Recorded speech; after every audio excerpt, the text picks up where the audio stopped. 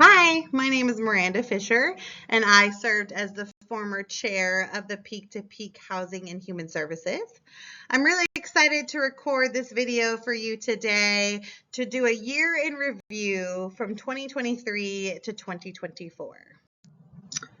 I really think it's important with any organization that we take time to celebrate. Really, over the last year, the Peak to Peak Housing and Human Services has accomplished so much, and that's why we wanted to take this opportunity to share with you everything we did, both big and small, and take that time to truly celebrate all of these incredible accomplishments. First, I just want to take you back to summer of 2023. I think many of you who have been involved with the Peak to Peak Housing and Human Services, you know that we went through a little bit of a leadership change where I had an opportunity to meet with different members of the Peak to Peak organizations. And in those one-on-ones, I asked questions like, what do you enjoy most about the organization? As well as things like, what would you like to see different? What do you want to see change? And what I learned is that primarily you as organizations were really looking to do more. In many ways, the Peak to Peak Housing and Human Services meetings had turned into more of an information sharing. And while that's incredible, for many of us, we know what one another does. And so there was just a strong desire to be a group that was a group of doers who were making moves and getting things done. So what we did is we created a space within the Peak to Peak to be just that working and doing group. To be that group of doers, we thought it would be best to focus back on the work plan that we had all done together. And in the work plan, there were 4 subcommittees: aging in place, housing, mental health supports for youth, and workforce. And during our in-person meetings, which were every other month, we had an opportunity for there to be 4 breakout groups where these groups could come together and discuss what are things that they wanted to work on. And there were some parameters around that. I think these are all very challenging projects that we have ahead of us, really challenging issues that we're working on tackling. And so the parameters were, what are really small things that you could get done over a 60-day period between each of the in-person peak-to-peak meetings that would move the needle forward? It's all about that small incremental change. And that was really the task put before each one of these subcommittees. So over this last year, I just want to highlight what each one of these subcommittees have been doing. First, for aging in place, there were ongoing meetings outside of the regular peak to peak. And those are really important because we are only meeting every other month to have these in-person sessions to discuss what are the kind of milestones in place or what are we going to work on. So having meetings outside of the regular peak to peak allowed for there to be that continuous momentum. We also focus on education and bringing in organizations that specifically support aging services like AAA, Senior Ranch, and True Place. Again, while we did want to move away from a little bit of that information sharing, I think what we learned when bringing in those different organizations is the supports for aging in place are often changing or being modified, and it's really important to make sure that all of the organizations within the Peak to Peak have that refresh about what each one of those support agencies is doing. Housing was a really exciting subcommittee for many of us to be a part of because it's from this subcommittee that really started the discussion on the multi-jurisdictional housing authority. Gilpin County then later applied for funding to be able to do a feasibility study to see if a multi-jurisdictional housing authority between Nederland, Gilpin, and Lyons was actually doable. Is it something we can actually get done? And I'm really happy to report that they were awarded that funding, and Gilpin is taking the lead in moving us forward on doing that assessment. The Housing Subcommittee also supported with the development of the Nederland Housing Needs Assessment, which included recommendations to ordinance changes. In Nederland, we saw 5 ordinance changes that occurred that really reduced barriers to alternative and affordable housing. And then we also engage with developers who are looking to build affordable housing in Nederland, Lyons, and Gilpin County.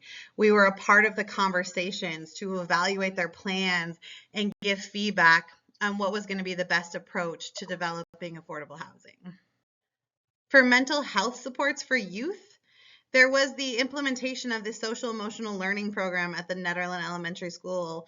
And I think we all know there's just so much value in starting with that younger age, doing that social emotional learning, and are excited to see how that programming can transition, hopefully in the future, into middle school and high school. Katrina Harms was also able to secure an ARPA grant for mental health training programs such as in-person mental health first aid, question, persuade, and refer, and safe talk trainings. While those haven't been executed just yet, the town of Nederland, serving as the fiscal sponsor, is actively engaged with Boulder County to set up the system in which the funding can move through so that Katrina can get these programs up and running. For the workforce, we had a really great session with Boulder County workforce. They came to do a presentation for all of the different organizations in the Peak to Peak, and we learned about what were some opportunities in terms of enhancing our workforce development programs, helping to place workers in our community, as well as interns, having interns within different municipalities or other organizations. We also had representation on the Peak to Peak Economic Development Group, which was a group started by the town of Nederland, bringing together different jurisdictions and individuals who work on things like business development, recruitment, and retention. And we noted that it was really important to have representation from the health and human and housing space. And so Katrina Harms joined us for that and continued to speak for and advance the importance of making sure that nonprofits in our community serving vulnerable populations were receiving the necessary supports from a workforce perspective. Well, those were updates on our 4 subcommittees. We also kind of had this spin-off, which was transportation. Many of you know that Katrina Harms is incredible in the transportation space. She's done so much for our community in terms of advancing transportation. And so while this wasn't necessarily a subcommittee and definitely more of a task Katrina took on, want to highlight it here because it is something worth celebrating. And I think there are 2 big things here. We have the successful execution of the Mountain Rides program, which is the fixed route service from Ward to Rollinsville, as well as the town of Nederland seeking to serve as a fiscal sponsor for a volunteer driver pilot program.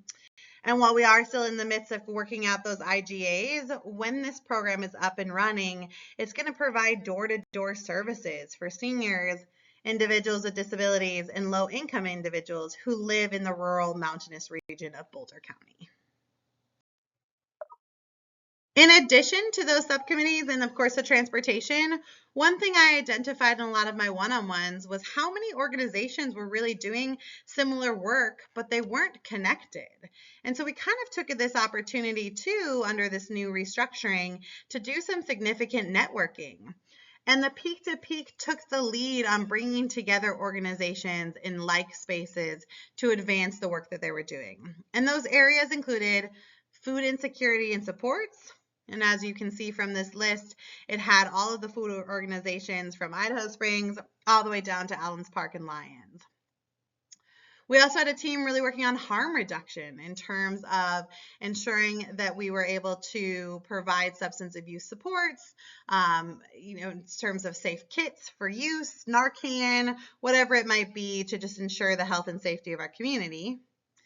And then lastly, youth services. We obviously have so many organizations working on youth related activities, and the Teens Inc. group, a Mountain Coalition for Youth and Youth Advisory Board take a big lead on that. But we also sought another opportunity to just bring together the school system as a whole to talk through how can our community just better show up for youth, what are their needs, and what can we do to just advance their supports here in not only Nederland, but the Peak to Peak.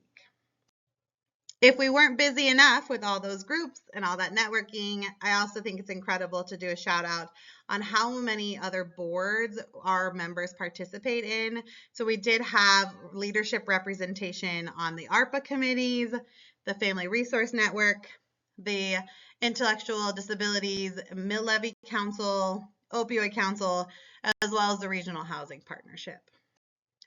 I think we can all agree, though, that we wouldn't be able to do all this without our incredible Peak to Peak Housing and Human Services Coordinator, Katrina Harms. Throughout this last year, Katrina's role has really shifted to a bit more from initially it was a meeting facilitator to now it's someone who's engaged, actively engaged in promoting projects and initiatives. She serves as an advocate for housing and human services in the mountains and really has played such an essential role in that networking and the subcommittees and advancing all these initiatives. So I just want to take a moment to really thank Katrina Harms for all of her hard work. We appreciate you so much and are very thankful for all you do for the Peak to Peak. And in closing, I just want to again highlight and celebrate how much was done between 2023 to 2024. Those meetings, it may have felt like, oh, this is just so small and we're just moving the needle just a tiny bit. But that's what it takes. As this quote says, it's really that one step at a time, one day at a time. Those small movements have led to some of the incredible big achievements that we highlighted today. And I'm really looking forward to seeing where the Peak to Peak Housing and Human Services goes through the end of 2024 into 2025, and want to take this opportunity to thank you all for all that you do for our community. We appreciate you and we are behind you as we continue to move things forward. Thanks.